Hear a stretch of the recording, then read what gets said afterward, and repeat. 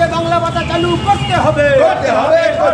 যে অনন্ত মহারাজ তিনি যে স্টেটমেন্ট দিয়েছেন যে বাংলা ভাগ করে আলাদা করে উত্তরবঙ্গ রাজ্য করতে হবে, এর বিরুদ্ধে আমাদের আজকের এই বিক্ষোভ মিছিল এবং গণ অবস্থান।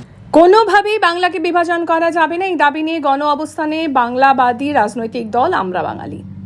বাংলা ভাগের বিরোধিতার পাশাপাশি সমস্ত সরকারি অফিসের বাংলা ভাষাকে বাধ্যতামূলক করা সহ একাধিক দাবিতে গণ অবস্থানে সামিল হয়েছে আমরা বাঙালি।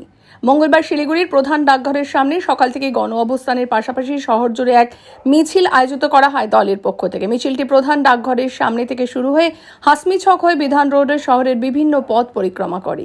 এদিন বিক্ষোভ প্রতিবাদ মিছিলে জেলা কমিটির পাশাপাশি কেন্দ্রীয় কমিটির নেতৃত্বরাই সামিল হয় গণ অবস্থান কর্মসূচি ও মিছিলে।